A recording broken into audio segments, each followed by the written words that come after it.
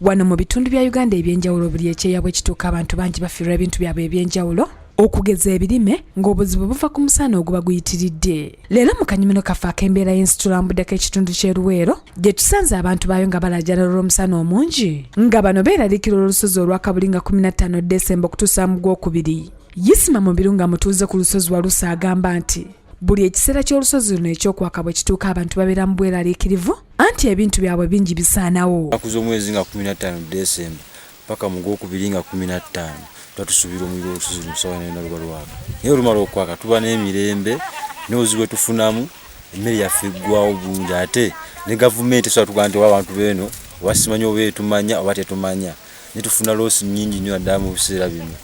Bw'ati akasana kano ngawokawo gwase naye osobola ogenda kujja tutookere ku mmere eyo gy'olaba entonotono. Ne tuna osobola kuddukirako lwa nsonga tuyinza kugenda kwetukira ku mulango kuba tewaliwo kibiina kyonna kiyamba nti omuntu afunye loosi. Wano wasabidde gavumenti okuteekawo ebitongole ebyenjawulo ebiyamba ku bantu mu biseera nga bino. Mulango enkulira gavumenti ebiina ebigabi by'obuyambi naffe tulino naye baba tuli bubi nnyo tunyigirizibwa obusozi nga bwe lutookya.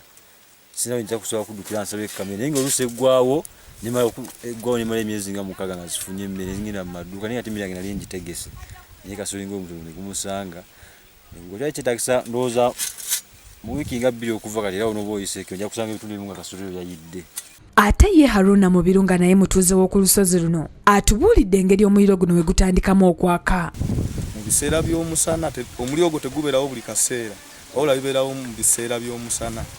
So singa akasana kaakenya ebisubi ne bikala wabaawo zikwimino nga zibanga amayinja ne zijja ne zikonagana ne mayinja ganne waago ne wamakinga fire ne wavaawo omuliro. So omuliro gwe guba gwase tufiirwa ebintu bingi emmere yaffe ejja omuliro guva waggulu ku lusozi ne gukkirira abantu n'ekirala olusozi olulina emizizo mingi ekyalo kiba kisinze okwokya lumonde oba kayinja kiyisibwa bubi nnyo gusobola ositulaawo omuzira ne gukuba ekirime naye nga gukuba ennimiro emu eyo yokka gwe yayokya kayinja oba lumonde. Kuno agattako ng'atubuulira egimu ku mizizo gy'olusozi luno na biki omuntu by'ayinza okufuna singa aba asobezza. Nze nakula ndaba maama addira olusito lw'ennyama n'alusibako akatu k'omunnyo n'enkuba etandise otonnya n'akakasuka ne keesimba mu luggya Walusi tagenda kukola kintu kyonna naye singa kagaana okwesimba Walusi aba agenda kwonoona ebintu byo oba omuliro oba ekintu kyonna kyonna okubeera nga kituukirewo.